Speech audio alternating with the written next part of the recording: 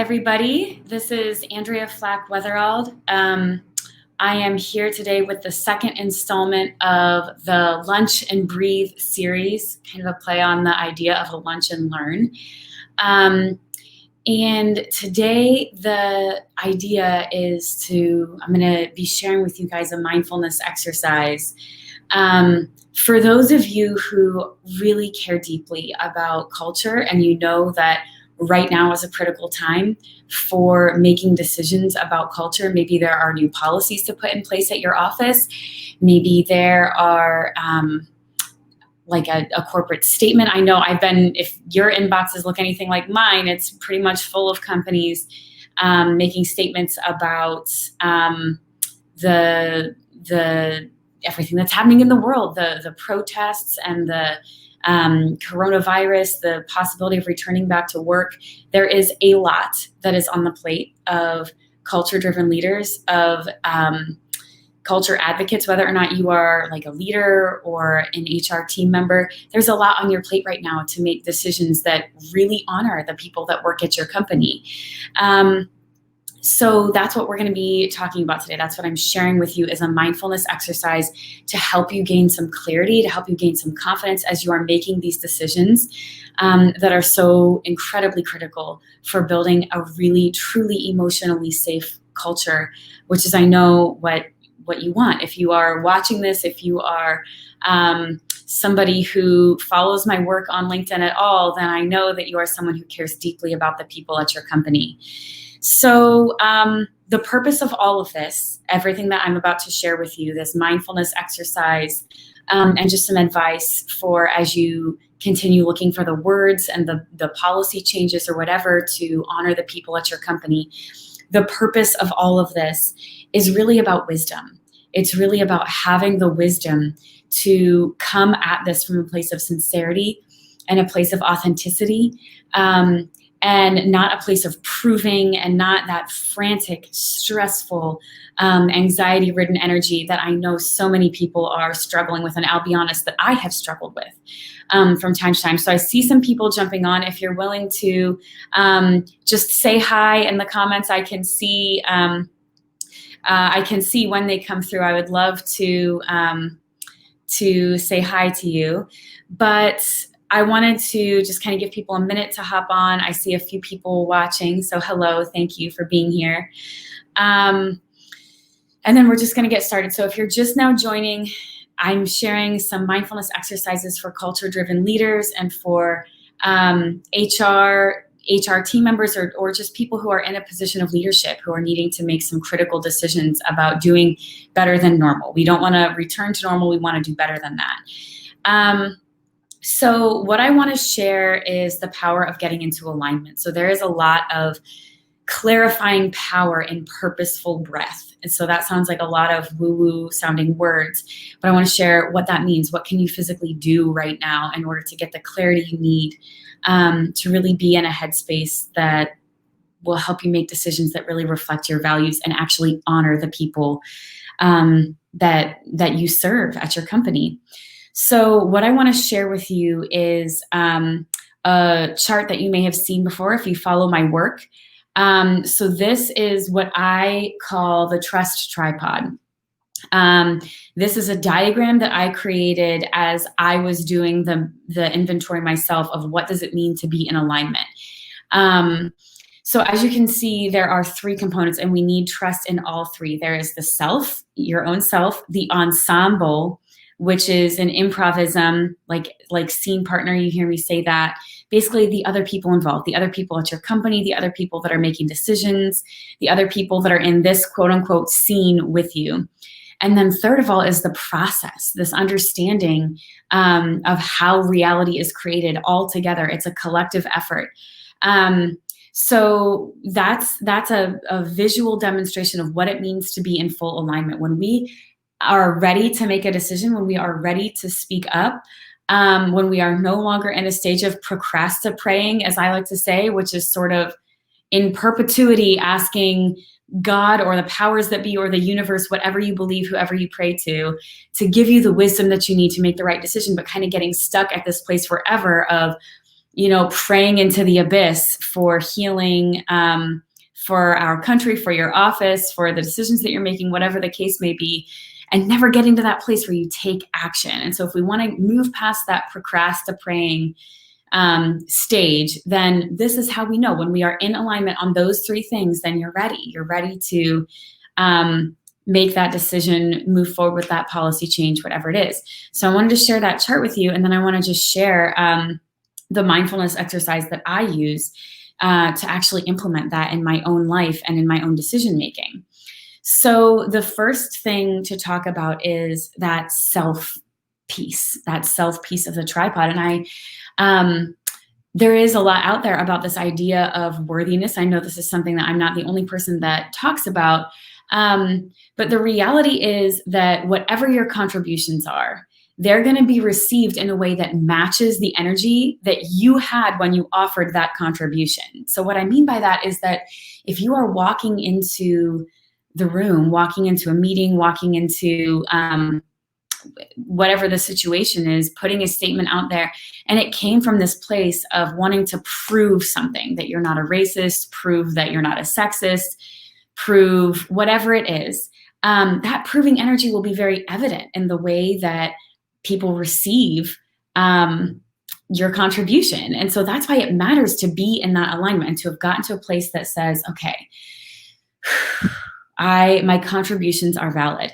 But the thing is, I hear a lot of people talking about worthiness, and then it kind of stops there with getting into this headspace of your own worthiness. And that is a critical step, but we need to take it one step further, which is really understanding and believing in the worthiness of the other people involved, even if you disagree with them, even if you don't understand their perspective yet.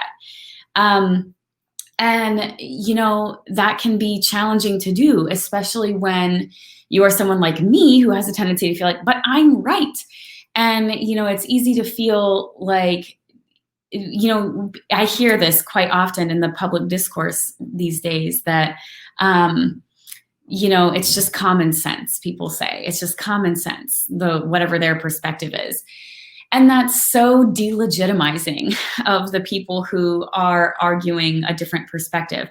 So what I really encourage you to do is to not only breathe through feelings of insecurity that you may have about yourself because of maybe past times that you feel like you didn't get it right, or whatever the insecurities are that you have about speaking into this situation meaning we are returning to work. A lot of people are returning to work with a backdrop of fear and injustice. And there's so much going on. So if you're just joining right now, the situation at hand is very heart-centered leaders and culture advocates needing to make some critical decisions. And before you enter into anything, I hope that you will breathe through your own worthiness, breathe through your own identity, really reconnect with that identity as a heart-centered leader and get to that place of sincerity and authenticity. But then also remember that even people that you disagree with,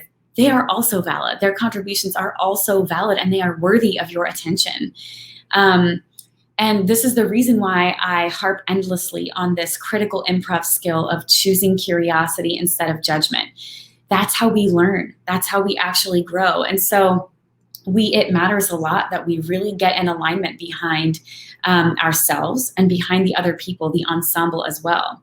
And then third of all, I'm going to pull it up just to remind you, third of all is that process piece, and when we really understand that reality is a collective effort, reality is a collective effort. It's not already determined on any subject what has to happen next. There's not anything that has been determined already. We are building it together. And it matters that we understand that, because that can help really take some of the burden off of your shoulders as an HR director or as a leader who's trying to figure out what's the next right thing, to realize that the natural way of things is for this to be a process of building together. So whatever this new policy is, whatever this new statement is, it's not a one and done thing. It's not you putting out the linchpin, the final thing, the ultimate contribution, right? It's a process. And so as you are putting new policies out there and as you are making statements, take some of this pressure off of yourself to feel like this is the end all be all. This is the this is our company's statement about racism or racial bias or social justice or whatever. Understand that what you're doing is opening a conversation. And so if there is feedback after you put your contribution out there, whether it's a new policy or whether it's whatever it is, understand that that feedback, that's nothing to be afraid of. That is the people at your office, the people that are around you voting for continuing to build with you. So take some of this pressure off. Like, what if it's not received how I intended it to be? Well, then you'll know and you'll learn and you'll grow. The most important thing is to approach with humility, approach with humility and courage. You heard me say this if you have joined in last week's Lunch and Breathe, or if you've just followed my work, you've heard this before, this balance of humility and courage. So that's what this diagram is, this trust tripod. And it's this equal parts faith in yourself and your own worthiness, equal faith in the people around you and their worthiness, equal faith in this process of co-building, this understanding of the fact that reality is a collaborative effort. We are building it together, and that's the way it's designed to be. And when we have faith in those three things, that's when we build something that can be beautiful beyond what we would have been able to create on our own, beautiful beyond what we can even imagine. And that's, in the world of improv, this is the reason why I teach, mindful improv methodology. This work that I do is about this understanding that, the onus is on each person to offer their contributions. And so you are an improviser in your office. You are rolling with the punches and moving and changing and breathing and listening and contributing. And that makes you an improviser. That's what improvisers do. And so the onus is on you just as much as on anybody else at your company to be speaking into this situation and listening into this situation and doing your best to build something that represents your values. So that's what this is, this trust tripod. And when we get in this headspace, we have clarity. When we get in this headspace, we have confidence. When we get in this headspace, we feel that invitation to build something. And, I think the reality is that I just want to remind each of you, if you are a heart-centered leader or culture advocate, the reality is that the deepest forces of the universe are on the side of the oppressed. And that's a quote from Rob Bell, who's someone that I have a lot of appreciation for. And so at the end of the day, this is the direction that we are moving in. If you choose not to participate because you are afraid of saying the wrong thing or afraid of doing the wrong thing, and so you sit back and don't participate, and you just decide that, well, this is a political issue, this has no place, in the workplace, we're just gonna not talk about this or not say anything because I don't want to make it worse and whatever. Understand that that's you missing out on the invitation to participate in the story. That's what's happening. This is what's going to happen. We are going to move into a more equitable world. We are going to move into a more just world. Don't miss out.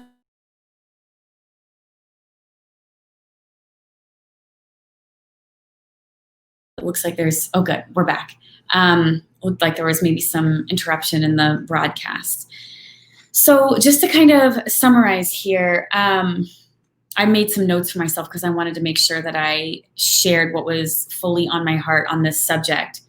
Maybe just to summarize here, it matters for you to come from a place of authenticity and worthiness, because otherwise your contributions, people will be able to feel that insecurity. They will be able to feel your need to get a gold star for contributing or something. So it can't be about other people knowing that you are one of the good ones or something. It can't be about proving something. It has to be about truly honoring your scene partners. And when you come from that place of really wanting to offer your contribution as a gift, that's when it can be received in that way. Otherwise, if it's just dripping with insecurity or just dripping with self-righteousness or whatever it is, people will feel that, So that's the first piece. And then that second piece is the worthiness of others. Even if you disagree, even if you don't understand, be curious. Choose curiosity over judgment.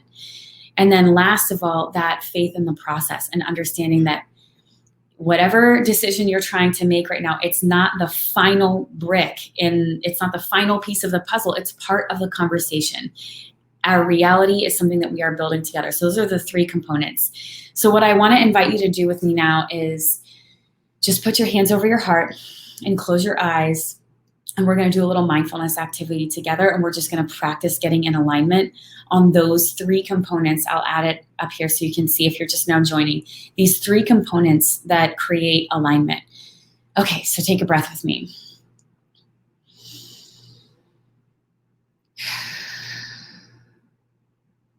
So maybe today the word worthiness is not the word that you need. Maybe the word that you need to get recentered on is courage. So remind yourself that you are brave. I am brave. I am courageous. Sometimes if I'm out of alignment on the self leg of the tripod, I use a mantra that goes like this: I am capable, I am courageous, I am willing, I am worthy. So I hope if those are words that you needed to hear, I invite you to use that mantra with me. I am capable, I am courageous, I am willing, I am worthy. And just breathe, and breathe with a purposeful energy that says, I am going to do something that is good. I am going to do something that is good. That is my purpose. That is my intention. But then we need to move to that second component of believing in the validity of others' contributions, even when you don't understand. So take a deep breath.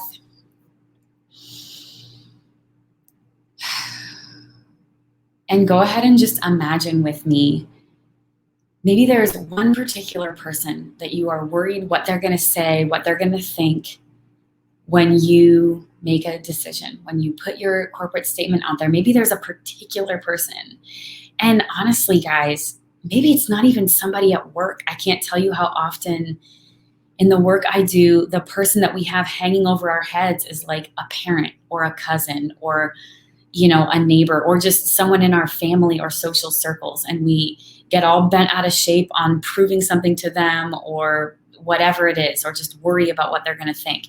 So let's just give ourselves a minute to give that person some grace and root ourselves in the understanding that whatever has happened in that relationship, maybe that person has been hurtful to you, maybe something has happened and it feels like that bridge is burned, but whatever has happened, let's take a second to root ourselves in a deeper understanding that that person is more than the worst stuff about them. They are more than the hurtful things that they have done or said in the past. So just take a minute to root yourself in the deep truth of that person's worthiness. So sometimes I take a deep breath and I say something like this, and I call to mind this person, whoever this person is, and I say, you are capable, you are courageous, you are willing, you are worthy. And think about what each of those words mean when we direct them at someone else. And we choose to believe that that person is willing to do the vulnerable work, right? That we choose to believe that that person is being brave and being courageous to really do some critical inside work. What if we decided to believe that? You don't know what's happening in that person's heart and in that person's mind. You don't know. You really don't know. So decide to tell a positive story about that. Since you're making up a story about it either way, you might as well make up a positive story about the personal inventory that that human person is doing in the moments that you're not together. That will help you to regain faith in your scene partner, even if they have been hurtful to you. And then the process. So it's so important to remember, it is not your job to do everything. It is safe to do your part, not everyone's part. And so if I am having trouble because I am losing faith in the process and I feel like the weight of the world is on my shoulders and all eyes are watching me, which is not true, then I remind myself, I take a deep breath and I say, it is safe to do my part, not everyone's part. So I hope that this has been helpful for you. I hope that if you didn't get to watch this, I'm going to post the recording onto my blog, and I'll also send it out in my newsletter.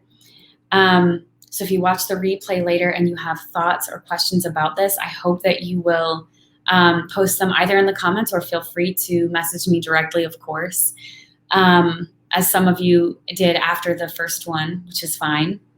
I would love for you to tag a heart-centered leader that is in your world. If you know that they are struggling with this weight of making wise decisions that honor the people around them, and you know that they are maybe feeling crushed under the uncertainty. It feels like there's so many ways to get it wrong. And if we get stuck telling that story over and over and over, instead of telling the story that says, I'm a good improviser. I am good at listening. I am good at empathy. And really rooting ourselves into that deep truth. If we've made habits of not doing that, then it is easy to get paralyzed with fear. And that's not what we need right now. We don't need to be paralyzed by fear. We don't need to be paralyzed by procrastinating. We need to get into that aligned headspace so that we have the words that we need. And you will have the words that you need when you're in alignment. So thank you so much for watching. I really appreciate the work that you are doing in your company, the work that you're doing in your corner of the world, to take us to a place of more healing and to take us to a place of more equity. So thank you so much for the work that you're doing, and hope that you have a lot more alignment and a lot more clarity after watching this. Please post your comments or your thoughts. I'd love to hear from you. I really would. I want these to feel like conversations, and they will in time as I am more consistent. We're going to keep doing these every Monday at noon. So it'll be more consistent. You can join the conversation, and I would love that. I would love to hear from you. Thank you again for watching, and I will see you all next week.